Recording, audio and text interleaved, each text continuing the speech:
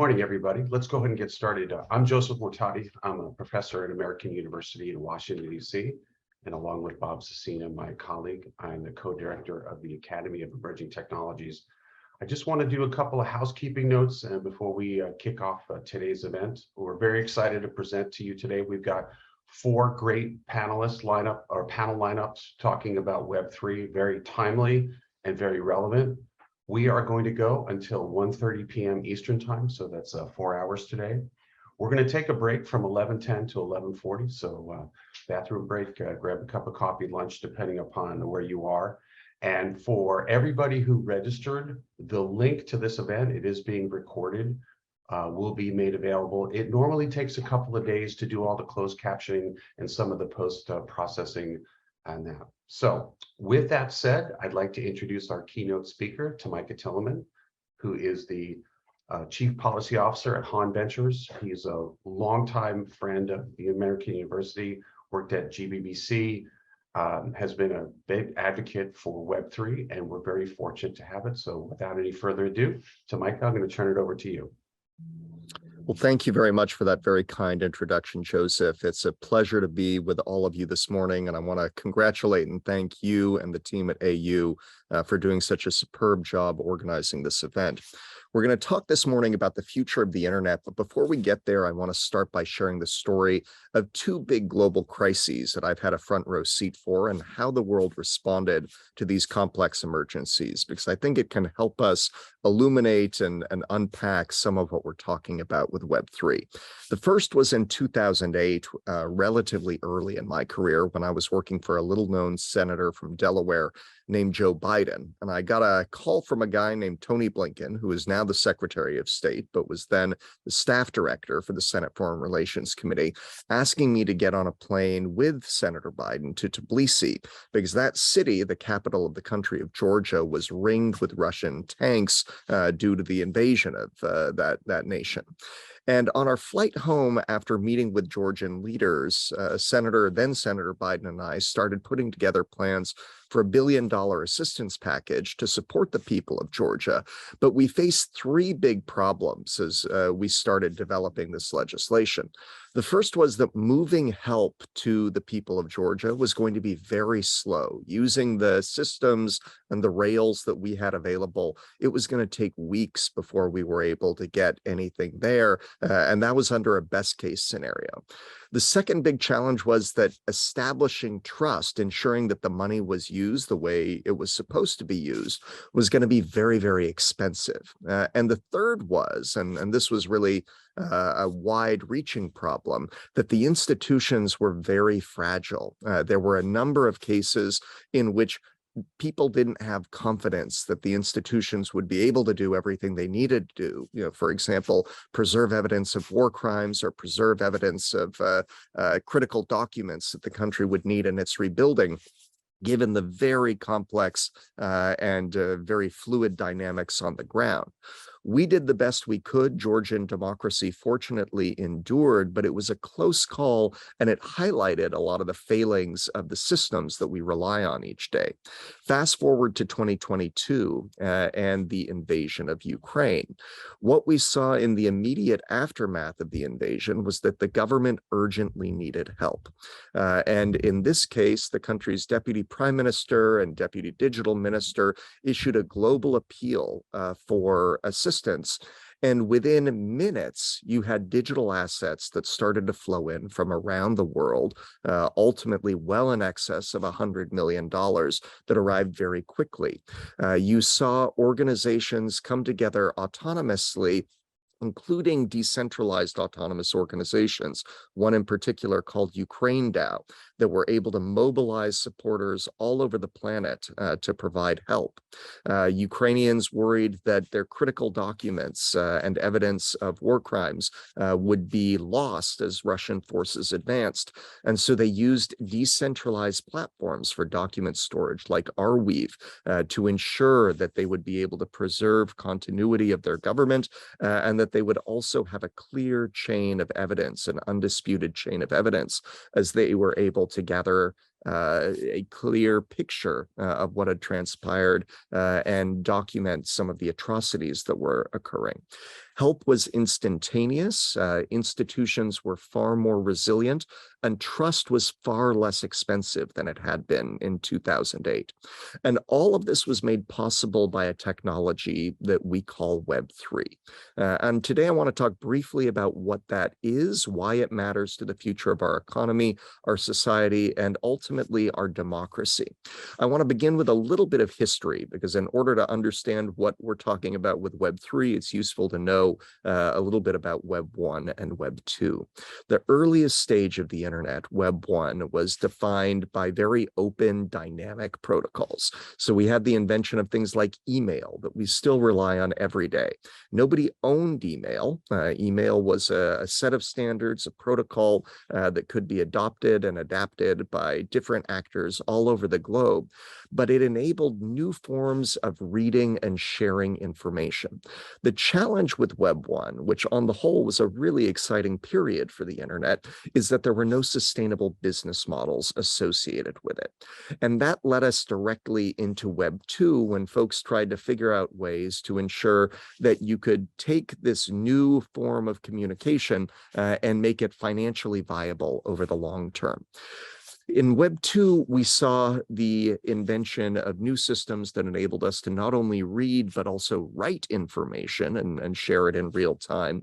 And you saw the emergence of the big platforms, the technology platforms that we utilize today in spaces like social media.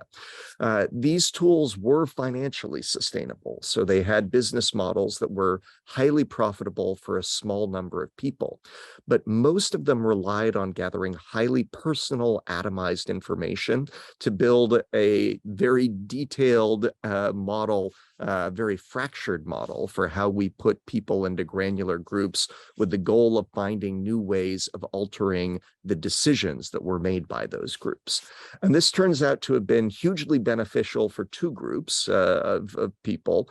One is companies that focus on ad-based technology, and the second is authoritarian governments. And it brought us to a place where if you want to use technology on planet Earth, you really only had two choices. One was an authoritarian model in which your personal information was aggregated and used to manipulate behavior for political purposes. And the second was a big tech model in which your personal information was aggregated and used to manipulate your behavior for commercial purposes. Neither one of those models is compatible with a healthy open society. And we're experiencing some of the fallout from that already. Web3 is different. Web3 is a toolbox of different technologies, including digital tokens, blockchains, DAOs, NFTs, and an array of other innovations. And it's designed to create platforms that are community-owned, community-governed, and give individuals far greater control over their data.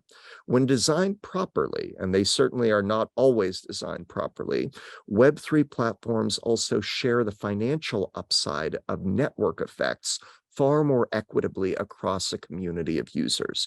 So this is not just community as a generic term, but really making healthy, vibrant, dynamic communities the cornerstone of value creation in this new era of the internet, and enabling us to unlock digital systems that are designed to serve the needs of communities. Getting Web3 right isn't just critical to the success of the internet. It also, as I alluded to earlier, is going to be fundamentally important to democracy itself.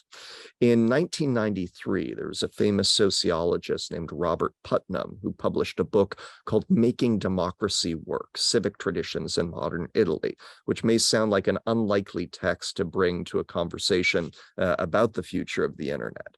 But in it, he unpacked a really tricky and enduring question. And specifically, he looked at why northern Italy is wealthy and has highly functional institutions, high standards of living, and high standards of social welfare, And southern Italy, by and large, at least historically, is far less functional. And I say this with apologies to any southern Italians who are joining us in the room that I'm offending. And there's certainly a bit of gross generalization here, but there's also a fair amount of data to back up Putnam's point. And Putnam asked the question, why is this the case? And he traced the history of northern and central Italy versus southern Italy. And what he found is that in the north, beginning in about 1000 AD, societies had a far more active populace, with many citizens taking part in politics and social gatherings that shaped their communities. Citizens would come together and work through peaceful means to address challenges of mutual concern. And this led to a dynamic in which people had far more trust in their fellow citizens and far more trust in their institutions. And they were able to create healthy, dynamic structures to govern their society. Southern Italy was very different. And in southern Italy, the governing structures were created largely by outside mercenaries, and they were far more feudal. Peasants were controlled by knights, knights were controlled by kings, and this southern and much more autocratic system of government led to a system in which peasants would go out into the field every day, create value, and send most of the value up to a lord in a manor house.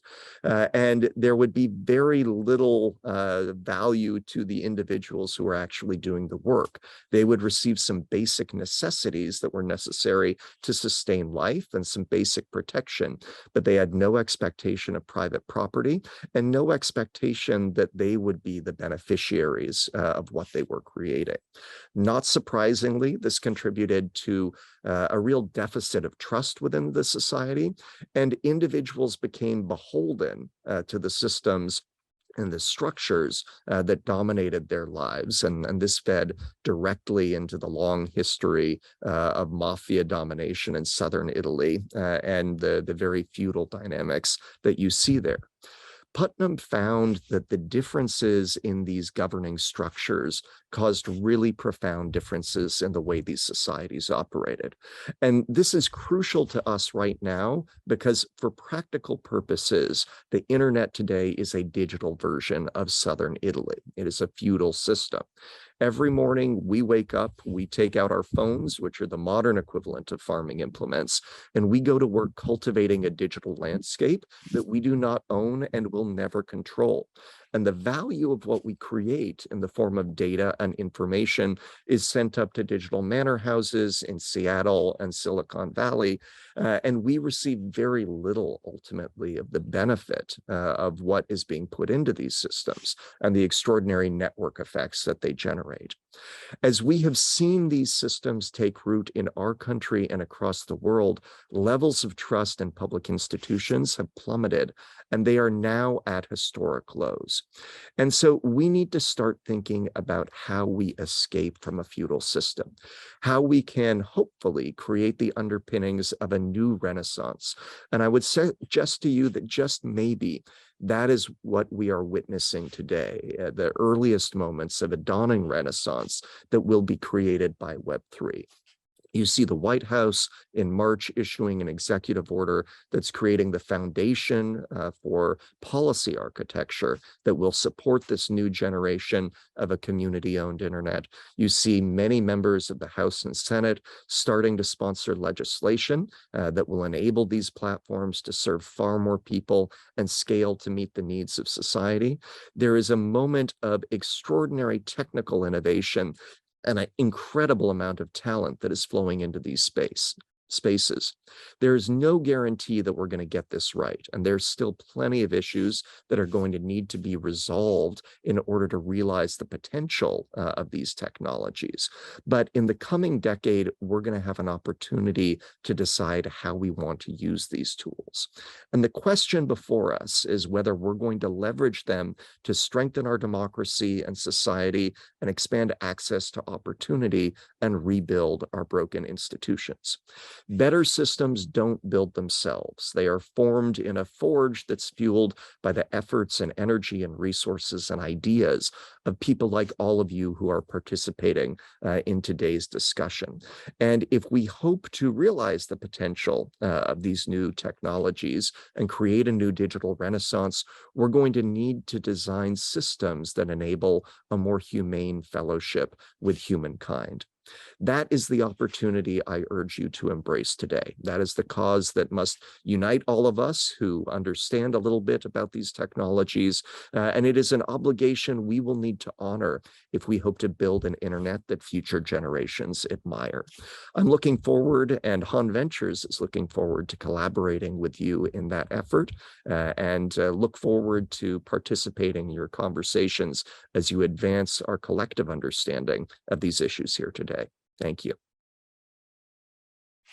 Great. Thank you so much, Tamika. I appreciate you taking time out of your working vacation to speak to us. That was, and as someone, my mother was from Northern Italy and my father was from Southern Italy. So I guess I'm Didn't know that when we went into this, but yes, and yeah. And so, in any event, thank you very much. Really great insights and a lot of things to think about to kick us off. So my pleasure. We're actually right on schedule. So let's move to our first panel, introduction on how stablecoins work and why they matter. And I'll introduce our two panelists. We've got Caroline Hill, who's the Director of Global Policy and Regulatory Strategy at Circle, and my colleague, Bob Cecina, who's also a professor at American University and co-director of the Academy for Emerging Technologies. So Caroline and Bob, thanks for taking time out of your day to do this, and I will turn it over to both of you. By the way, I will be monitoring the Q&A as needed, and I'll jump in, but otherwise I'll turn it over to you. Great. Thanks very much, Joseph. Caroline, do you want to start with a self-introduction and we'll go from there? Sure, happily. Good morning, everyone. I'm Caroline Hill. As Joseph mentioned, I'm the Director for Global Policy and Regulatory Strategy at Circle. And in case the name Circle doesn't ring a bell, USDC might. Circle is the sole issuer of the US dollar coin, otherwise known as USDC, which is the second largest stable coin by market cap, with over $55 billion of USDC currently on chain. We'll talk a little bit more in this session about stable coins and USDC and the other types of stable coins. But until then, I will turn it to Bob for his introduction. Okay, thanks very much, Caroline. So I, as Joseph said, teach at American University in the Kogot School of Business, and with Joseph, am co-director of the Academy of Emerging Technologies. Pleasure to be here with you today and to talk about a very interesting subject called stablecoins and try to unpack this phenomenon and understand it better.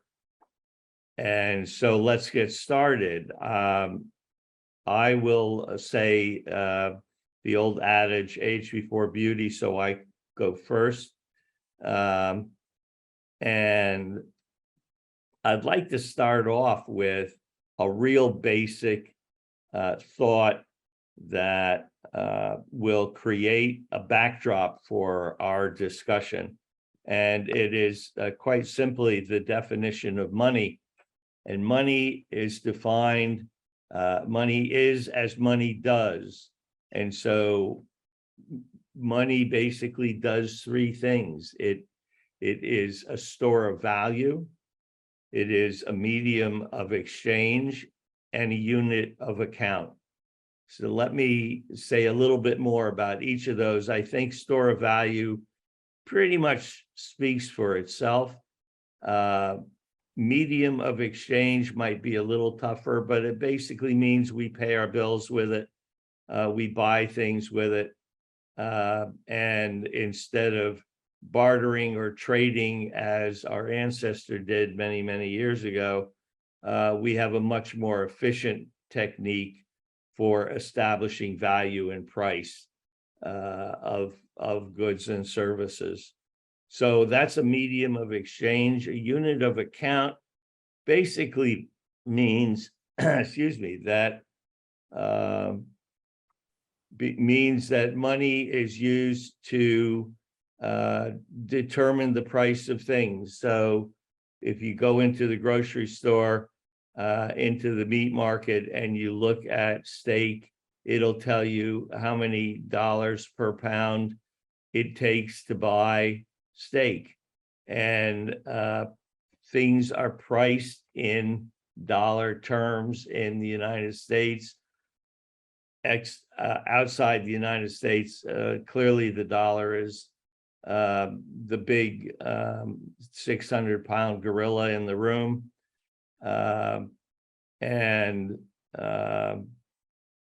It is used, for example, in the pricing of oil. People don't talk about euros per barrel, but dollars per barrel. So that's the unit of account. And let's turn to stablecoins now and see how stablecoins measures up against these three definitions, or three aspects of the definition of money. And Caroline, I turn it over to you to talk a little bit about stablecoins. Of course. So stablecoins are trying to solve the challenge around volatility in cryptocurrency. As Bob just mentioned, many of the definitions of money are challenged when you are unsure what the value of your token is going to be today, tomorrow, and 6 months from now. And that means that using crypto for everyday purchases or transactions is very difficult, or as a store of value. So stablecoins are a cryptocurrency that is stable, as the name suggests, and is not supposed to fluctuate in value widely. Most stablecoins are pegged to the US dollar currently. There are a few that are pegged to the euro, and I can talk a little bit more about that later. But the goal of them is to then maintain its one-to-one price parity with the dollar. And there are a number of ways that stablecoins do that. There are stablecoins that are backed by fiat, backed by dollars. There are stablecoins that try to do that based on an algorithm. But a well-regulated stablecoin backed by dollars then is, in my mind, a digital representation of a dollar. The way that USDC works, and I'll talk a little bit more about that later, then is a reflection of a current country's monetary policy. There's no dollar creation. There's no with a stable coin, but it in fact represents dollars that are already out there, and really enables then those dollars to be used in Web3, as Tamika just gave us a great introduction about. Stable coins enable transactions to be sent via blockchain, enable the use of stable coins in broader Web3 applications. And that I think is one of the transformative things around stable coins in crypto, is that ability to make transactions, send money, receive money at the speed of the internet. Okay. In your thinking about stable coins, and in particular, USDCs, what advantages do you see versus the dollar? Sure, absolutely. Well, right now, the dollar runs on privately issued, as I kind of think of it, railways, technology that was issued many, many decades ago. And it is incredibly slow and outdated. It takes days for transactions to go through. It's expensive to wire money. It's particularly expensive to send money outside of the country, to do cross-border payments, to do cross-border remittances. And Circle was actually founded on the belief that money should be able to move at the speed of the internet, and you should be able to send and receive money near instantly, in a secure manner that affords you privacy that currently doesn't exist today.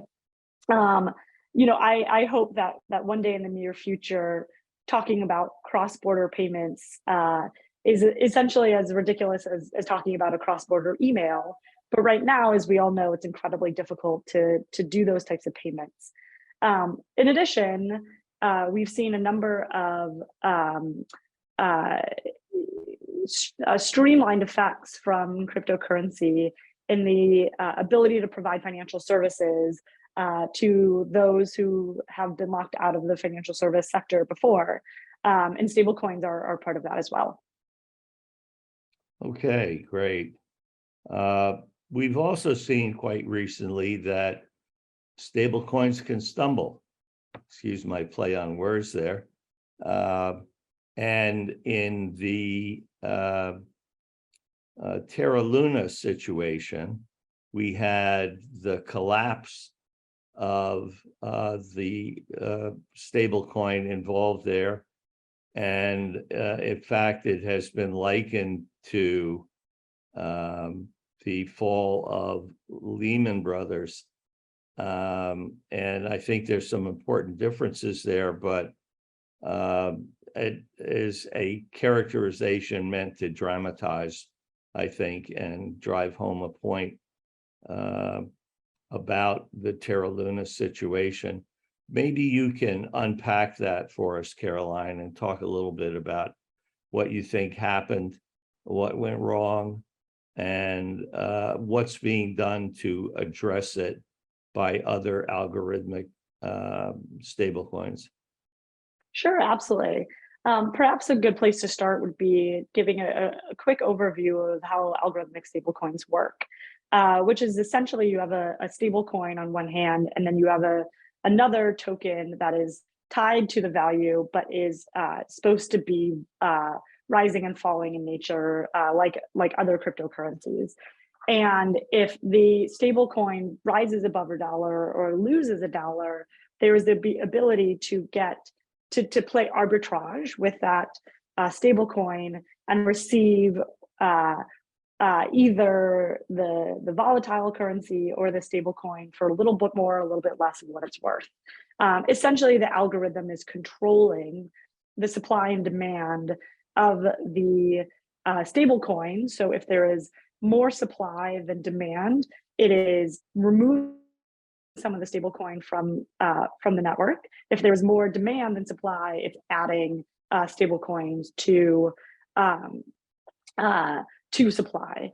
And that is something that is done automatically, as the name suggests, via an algorithm. These algorithms, and not just with Terra Luna, but we've seen these algorithmic stablecoins fail a number of times because they essentially go through what looks like a bank run. In Terra Luna's case, the primary demand of Terra, the stablecoin, was based on their lending platform, Anchor, which was providing 20% yields for lending your Terra there. And kind of for reasons still unbeknownst, there were individuals who pulled out of their positions and started selling their Terras. And because things are transparent on blockchains, unlike the traditional financial sector, others could see the selling of these stable coins, and they started selling as well. And what happened was that there was much more than supply than demand, and the algorithm wasn't able to fix that because the supply was overwhelmingly larger than the demand was for the stable coin. And in a matter of days, but really hours, the stable coin, which was supposed to be at $1, fell to pennies on the dollar. Again, in a matter of days, but even in a matter of hours, it fell really quickly. So you had, unfortunately, a lot of consumers that thought they had money that was worth something that at the end of the day was pretty much worth nothing. This is demonstrative of the fact that very complex systems fail in complex ways. But what is unique, I think, about Terra Luna opposed to Lehman Brothers was we have seen some follow-on effects in the crypto market, but it's largely been contained. This, of course, is an unfortunate event for the consumers that have their money in the Terra Luna ecosystem, but there wasn't a broad market failure here that might have happened if Terra Luna was a more systemic stablecoin. Okay. Presumably, one of the things you mentioned that piqued my interest was that prior to the collapse, there was a market for placing money and borrowing money, placing money on deposit, Terra Luna's on deposit, and people could borrow. So if people can borrow a currency, that means they can do what's called shorting the currency. And shorting the currency simply means that you borrow it and you sell it and sit on the dollars and use the dollars, in fact, to borrow more and sell more. And what that means is, and that's called shorting, and in Wall Street jargon, folks who do it are called shorts. And when shorts start to happen, and this was clearly part of the Lehman phenomenon, and I'll talk a minute about the difference because it's an important one. I don't have any numbers to back this up, but I have little doubt that when it fell as fast as it did, it was largely due to the pressure that shorts put on the currency, and folks borrowing the currency and selling at spot, borrowing the currency, selling at spot. And that was the supply that overwhelmed the demand. Clearly, there were other folks who were just running from a situation where there was a complete loss of confidence.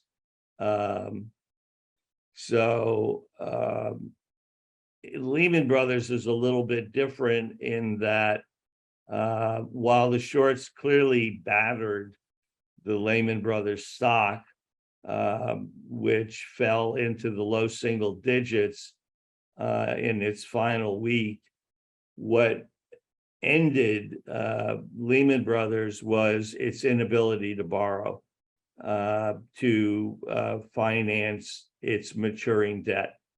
And that inability to borrow fundamentally meant that that following week, Lehman was not going to be able to meet its obligations. And so to stem that tide, the board voted on Sunday to file for Chapter 11 on Monday. And that was the Lehman story. So running out of cash. The stablecoin is, can you give us a sense of, Caroline, how big the stablecoin market is algorithmically? Are there any aggregate figures, market cap in total, or maybe some of the biggest? So right now, the stablecoin market cap is about 170 billion. The two largest stablecoins are Fiat backed. The largest is Tether with about 65 billion, and then Circle with USDC at about 55 billion. But there are unique differences to even how some stablecoins are fiat backed and versus others, and I'm happy to talk about that now or a little bit later. No, I jump in now. I think we've talked a little bit to pry apart some of the weaknesses of algorithmic stable coins. Let's now turn to fiat stable coins and how they operate, and in particular, give us some focus on Circle. Yeah, absolutely. Fiat-backed stablecoins are precisely that. They are backed by fiat. And currently there is much discussion that I know that there's a panel about later today about how to regulate that. And a part of the regulatory conversation is how exactly should fiat-backed stablecoins be backed? For example, Circle has backed our $55 billion of USDC on chain. We've backed that with $55 billion of what is in banking parlance high quality liquid assets. So those assets are available should anyone come to Circle and say, I would like $1 for my one USDC. We can redeem at any point without a fee. And we can have the reserves sitting in a bank in cash and treasury bills, which are very liquid, so that we can reserve anybody at any time. This we feel strongly about, as we talked about just earlier, a bank run. There could certainly be a situation with a fiat-backed stablecoins that a large number of consumers would want their money, would want their fiat right away. And if you don't have that money in reserves ready to go, consumers will quickly lose that trust that you'll be able to back, and likely more will come to you saying, we want our money, we want our money. So that's why we feel strongly that you must have full reserves and high quality liquid assets so that anyone could come, so that all $55 billion could essentially be redeemed right away. There are other fiat-backed stablecoins that have taken a riskier approach to this, that don't hold their reserves in high quality liquid assets, but hold them in things that would take longer to liquidate should they need to. And this, I think, has real concerns when you look at consumers trying to redeem, whether or not these fiat-backed stablecoins will be able to redeem at the rate that users want. And like I said earlier, this is the topic of much debate, both here in the United States, as well as other countries, around what regulators should ensure that stablecoins are backed by, whether they need to be backed 100% by high quality liquid assets or other more illiquid assets. And it seems like debate here in the United States has focused on that stablecoin should be backed by full reserves. Okay.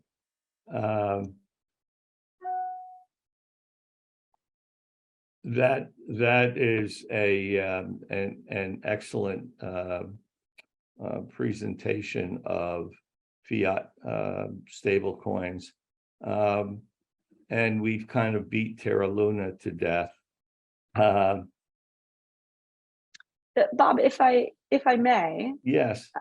There's a good question that came in around my earlier point on monetary policy, and it relates to how USDC holds our dollars in reserve.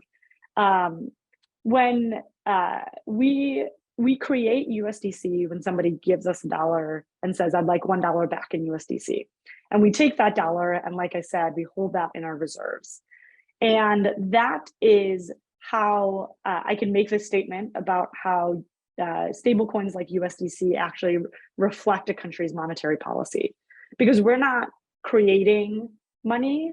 You know, banks conduct fractional lending and actually create money in supply. But with a stablecoin like Circle and USDC, we're simply taking a dollar that's already in existence and we're tokenizing it and putting it on the 9 blockchains that we're on. So the Federal Reserve still has the ability to conduct their monetary policy. USDC the value of USDC is the value of the dollar. So, in times of inflation, USDC rises up at the same amount. So that ability to conduct monetary policy is not lost, which I think is an important point as stablecoins become larger and more used in transactions and payments. Well, one of the lessons in all this is confidence, how important it is in the financial system and how delicate it is. And clearly a position of a of Circle and USDCs is a much, the facts support the confidence, let's say. And I for one, as a conservative investor, would have far greater confidence in 100% liquid reserves backing my stablecoin than a fancy formula. So, okay. Why don't we turn to the chat and see what we have there? There are two great questions. Is Circle prone or likely to have a run on the bank because we are locking up the same money in reserves as coin issued? Correct. We're not prone to a run because we have the ability to redeem if there is a large number of consumers that come in and redeem at one time. That's why we've held reserves in those assets rather than taking on riskier investments with those reserves to ensure that redeemability is possible. Which leads to another great question about essentially how does Circle then make money if we're holding everything in reserves? Our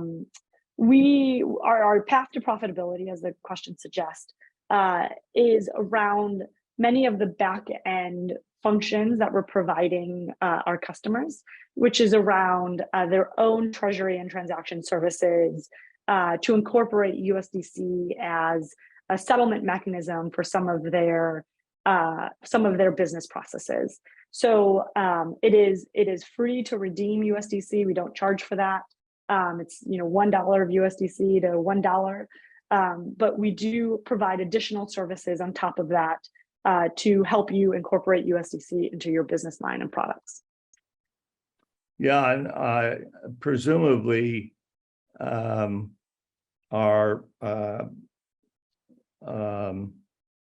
Algorithmic friends are using their money that could be on reserve and is not for purposes of enhancing their profitability. And that kind of activity comes with its own set of risks. So again, if you're looking for that sometimes elusive confidence, you really have to, if people believe and know, not believe, but know that they can get $1 back for each of their USDCs under virtually any circumstances, that a run on the bank is basically because people have lost that confidence and lost faith in the institution's ability to meet their obligations when presented in the market with a transaction, and they're unable to fulfill it. That really can't happen to a stable coin like a USDC. So therein basically is the confidence factor, again, being very strong there, but somewhat weaker in Logarithmic.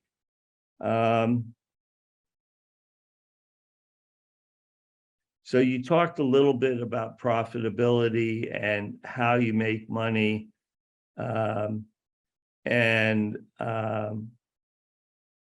I'm reading here a question.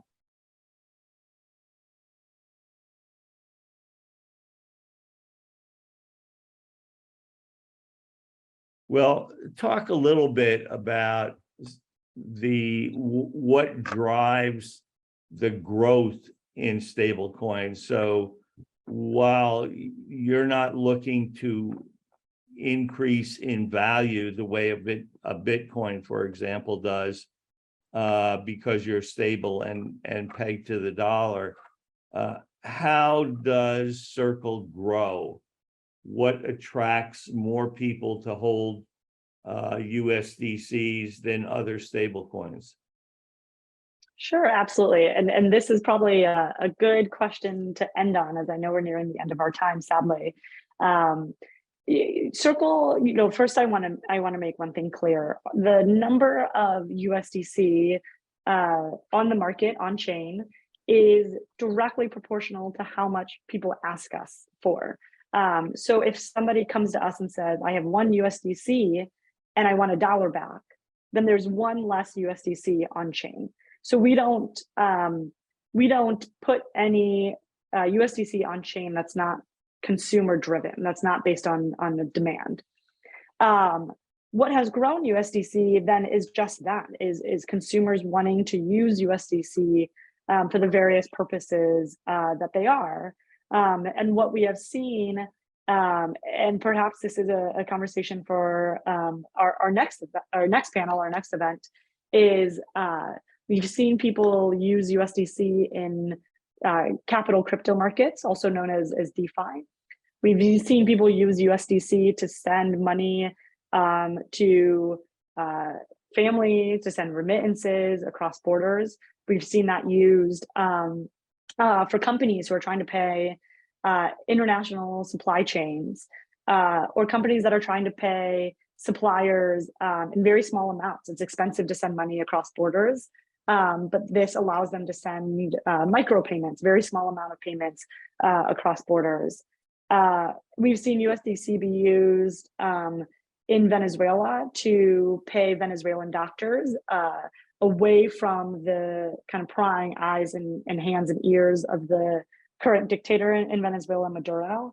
And in Venezuela, it's another interesting case of using USDC to protect against Venezuelan inflation, which at one point in the last several years was over 1,000,000%. So there are a variety of cases and places to use USDC, and it's continuing to grow each and every day as Web3 technology grows. And the number of USDC, 55 billion, as I mentioned earlier, is directly reflective of that. Great. Thanks, Caroline. And thanks to all of you for your attention. I turn it back to you, Joseph.